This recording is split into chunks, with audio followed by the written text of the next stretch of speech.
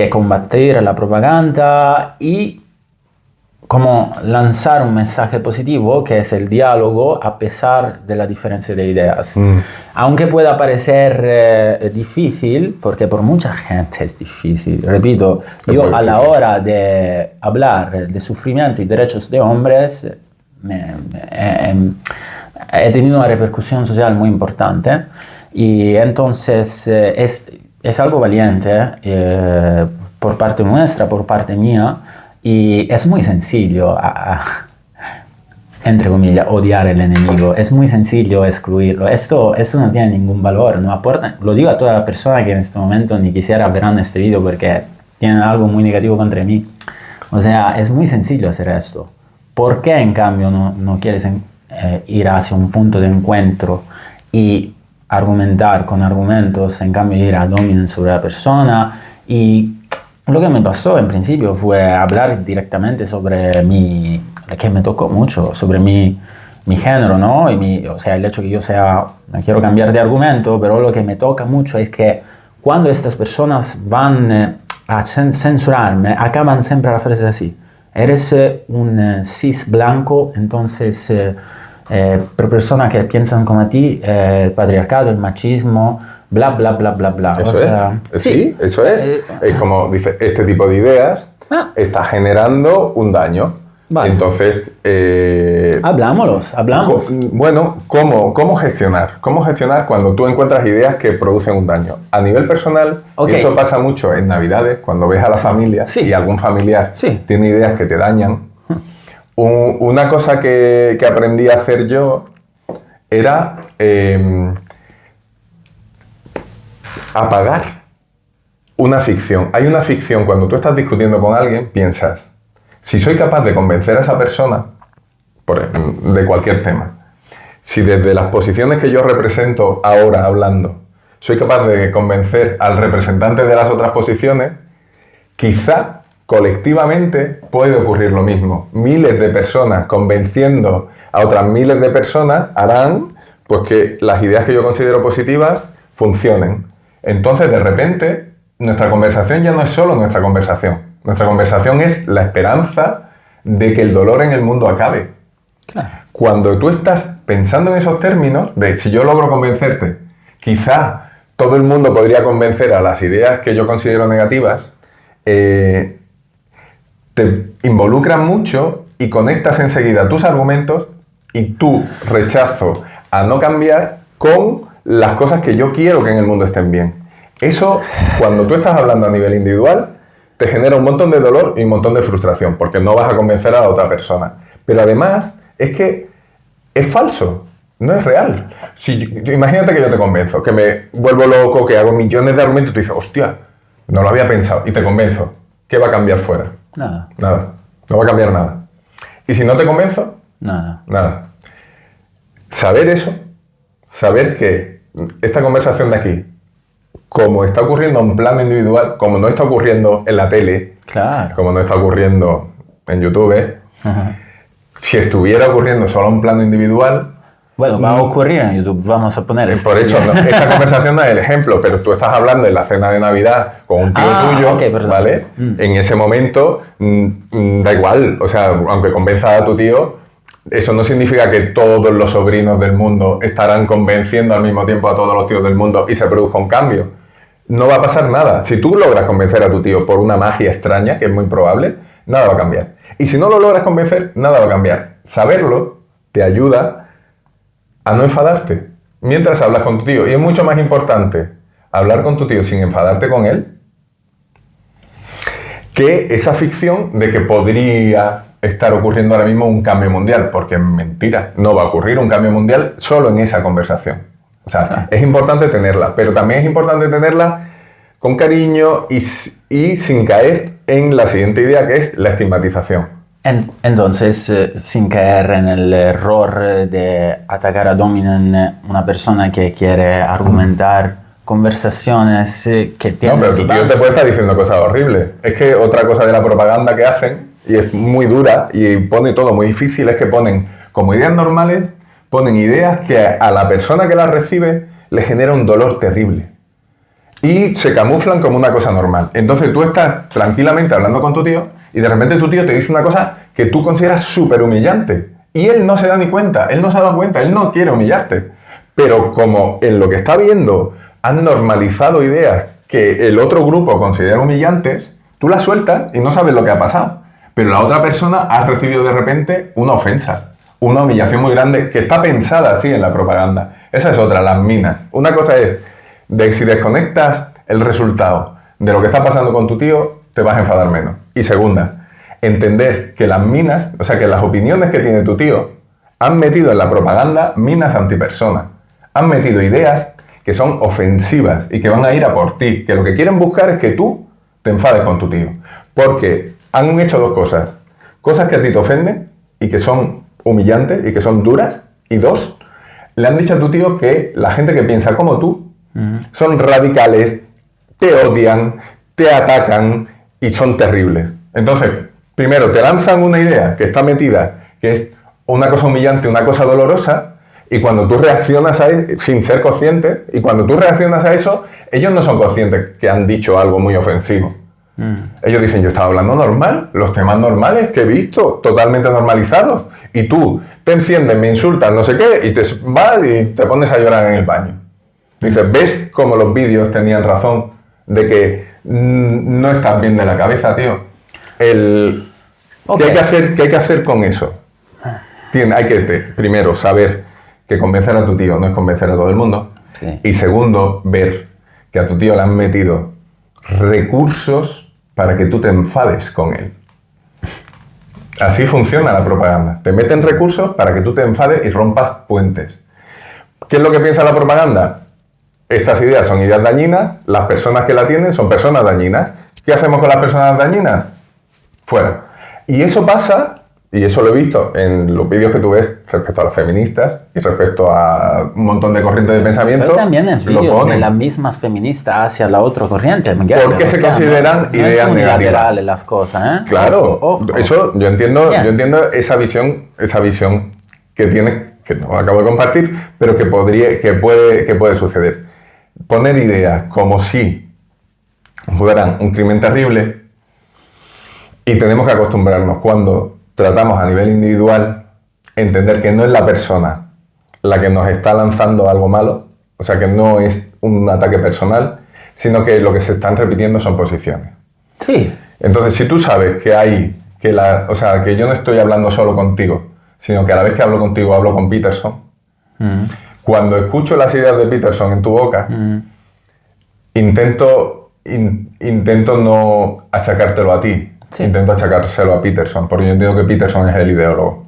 Entonces, las minas que llegan, intento ver de dónde vienen y desconecto el resultado de lo que yo te hable de lo que va a pasar en el mundo. Con eso, sobrevivo un poco a este ejercicio. Ok. ¿Qué hacemos? Entonces, en nuestros episodios hemos hablado, por ejemplo, del body count, un ejemplo, y de las consecuencias del body count alto que podría producir un más número de divorcios. El más número de divorcios puede producir más número de sufrimiento, de hombre en sufrimiento, por ejemplo, mujer en sufrimiento también.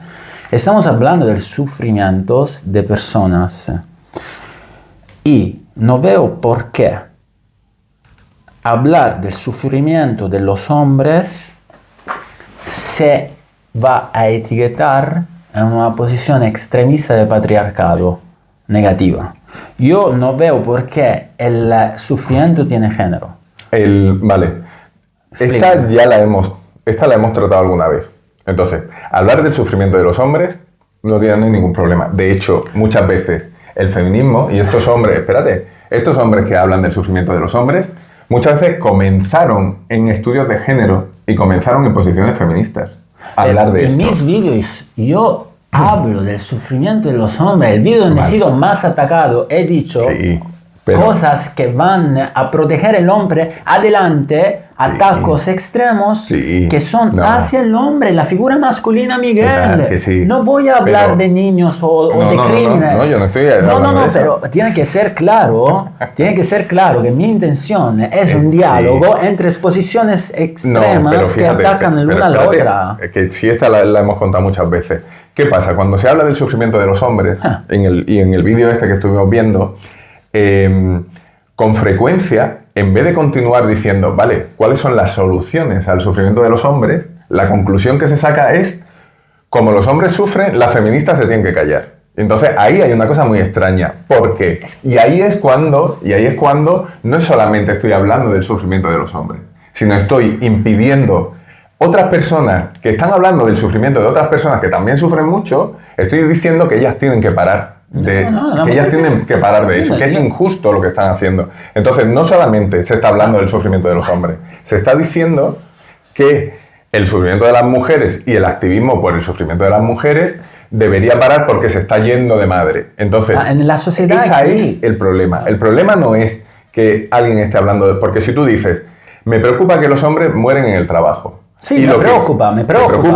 Y por lo tanto... Quiero que los sindicatos tengan más fuerza, que haya más inspecciones laborales y que las medidas de seguridad aumenten. Eso no lo dicen en los vídeos. Lo que dicen en los vídeos es, eso es así por naturaleza. No. Y eso va a seguir siendo así porque es la naturaleza en la de que el hombre le pase eso. No, es la naturaleza. Y lo que tienen que hacer las feministas es callarse. Entonces, ese es el problema. Ojo. Que no se habla del sufrimiento de los hombres para arreglar el sufrimiento de los hombres. Se habla del sufrimiento de los hombres para deslegitimar el feminismo. Y ahí sí que hay un problema, porque el feminismo está haciendo un trabajo importante para evitar otro sufrimiento que es importante, que es el de las mujeres. Entonces, cuando tú usas un sufrimiento para evitar para frenar el otro, aquí es donde se produce el problema. Yo no quiero frenar el sufrimiento de nadie. Yo he crecido y he vivido en estados desde antes que yo nací. Ya había libertad. No hay nadie que oprima a nadie al nivel legislativo. Y al nivel legislativo no, pero esto también lo hemos hablado.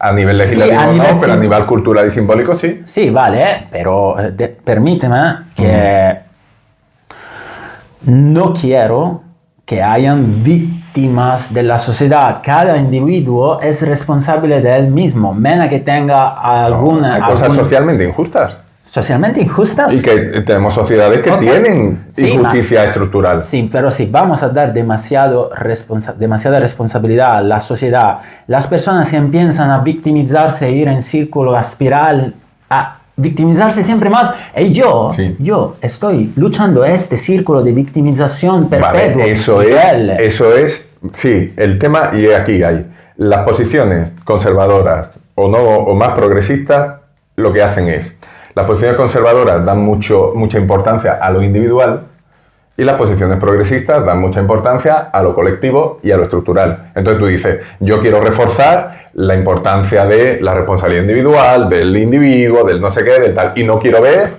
que hay estructuras injustas, que unos tienen más privilegios y que las reglas y las formas de funcionamiento no son iguales para todos. Cada uno pone el acento en una parte de la realidad. Es verdad que el esfuerzo individual tiene recompensas y es importante. Eso es cierto. Sí. Pero si solamente miras lo individual, no ves cómo en lo colectivo hay desigualdad, hay diferencia para unos y para otros. Y esa parte es importante. ¿Qué ocurre? Que si esas diferencias colectivas no te están afectando tanto, es más fácil concentrarse en el plano individual.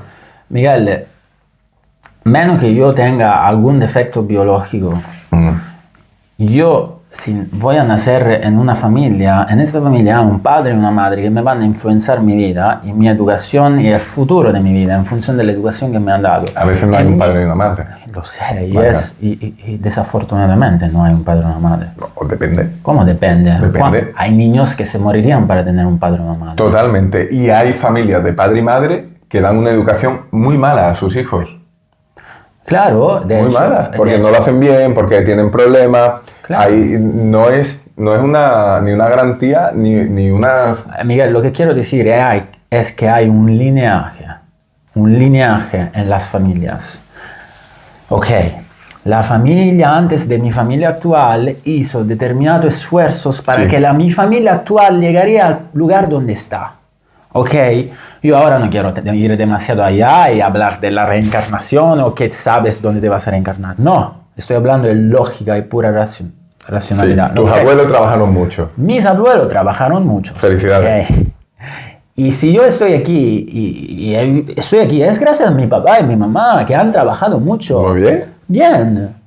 Entonces, si estoy en una situación desafortunada, lo siento muchísimo, evidentemente el linaje donde estoy no me ha llevado ahí donde estoy. No estás privilegiado. No estoy privilegiado, puede ser por dónde nací, la ley donde estoy, donde nací, puede ser por muchos factores. Discriminaciones, accidentes, un montón de cosas. Entonces, si yo no estoy afortunado porque he nacido en una familia donde tuve una buena educación, de alguna forma hay la responsabilidad que cae en personas que han nacido antes de mí, que están dentro de mi linaje. Entonces, si yo quiero cambiar la sociedad, tengo que actuar de forma responsable. Un padre de familia que se va de la familia no actúa de forma responsable. Una mujer que se divorcia y que destruye la familia no es un acto responsable, menos que hay crímenes, bla, bla, bla, bla. Pero que me estás hablando de cosas individuales. Pero, lo que tú haces en tu familia es un tema individual. Y luego hay elementos colectivos. Sí, elementos colectivos. El colectivo está hecho por más individuos. No, el colectivo no es una suma de la gente. Eso es una visión individualista, no funciona así. Hay un salto de escala. Igual que hay un salto de escala con los polígonos, de la pequeña opinión de uno se transforma en una cosa completamente diferente a nivel colectivo. Eso ocurre. La sociedad no es la suma de los individuos. Hay elementos estructurales de desigualdad. Entonces, lo que hay abuelos que por mucho que se esfuercen y sean responsables y hayan hecho de todo, no han conseguido que su familia mejore. Vale, las siguientes generaciones sí. Y las siguientes generaciones, con frecuencia, tampoco. Depende de los momentos. Depende del trabajo de una persona. No solo, porque hay veces que tú te esfuerzas mucho, pero estás jodido porque estás en una situación que te pagan una mierda por un montón de esfuerzo y nunca ahorras y estás siempre mal. Y tus descendientes también, porque las desigualdades se heredan y se heredan de abuelo a padre a nietos. Eso es ciencia social pura y dura.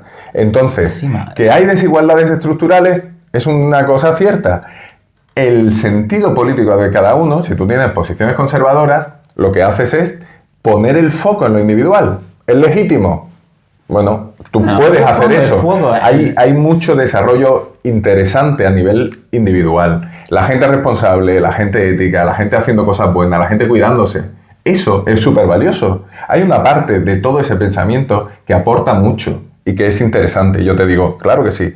Me parece bien que tú lo tengas y me parece bien que sea tu punto de interés. Pero no es lo único que hay. Porque también hay un tema de injusticias colectivas. Y negarlas es algo doloroso, porque sí que están teniendo un efecto. Y a mucha gente que se esfuerza, a mucha gente honesta, que individualmente es irreprochable, les están jodiendo la vida por desigualdades colectivas. Entonces, en la lógica progresista, que también hace una aportación muy positiva a la reflexión de cómo vamos a vivir con más justicia y cómo vamos a vivir todos, miran las desigualdades que hay ahí para que no sean tan grandes para cambiarlas. Entonces, ese plano político también existe y también es positivo. Yo entiendo que tú estés centrado aquí, guay, pero te digo, hay otra gente que estamos centrados ahí y no son wokes y no son injustos y no están mintiendo. Es verdad que eso ocurre y es bueno que eso cambie. Entonces, hay aportaciones individuales de cómo ser una persona ética, de cómo ser alguien digno, de cómo ser alguien... Un trabajador honesto. Todo ese tipo de enfoques desde el plano individual es muy interesante y muy positivo. Cuando tú aprendes a esforzarte más, cuando aprendes a relacionarte de forma sana, tu vida mejora y la de tu entorno también. Y es fantástico. Toda esa línea, fantástico. Cuando por esa línea se niega otra realidad que también está ocurriendo, que es la desigualdad estructural, ahí se está cometiendo una injusticia y es cuando empieza el conflicto. Cuando empieza el conflicto es cuando dicen, os estáis inventando las desigualdades. Y es como, no. Dice, pero es que el esfuerzo es muy importante. Y digo, sí, claro, es muy importante el esfuerzo, pero el esfuerzo está en el plano individual. Es lo mismo cuando dices, ¿qué hago con Francesco si piensa diferente que yo? En un plano individual, Él es responsable de lo que está haciendo. Él está haciendo un mal, ¿qué hago? Lo castigo. Y digo, no, hay que entenderlo a un nivel colectivo. ¿Qué está ocurriendo? Hay un montón de ideas que se están promoviendo. Hay un montón de ideas que le llegan a Francesco. Entonces, cuando yo entiendo qué está ocurriendo, separo su comportamiento concreto individual de lo que está pasando a nivel colectivo, entiendo lo que pasa a nivel colectivo y busco otra solución. Porque cancelarte en el plano individual es la tradición individual. Haces algo malo, castigo, pierdes, fuera del curro, despedido, fuera de la amistad. ¿Por qué? Porque es el plano estrictamente individual. Digo, hay que entenderlo a nivel colectivo. Y a nivel colectivo hay una guerra cultural, hay un conflicto, hay unas ideas que se están transmitiendo.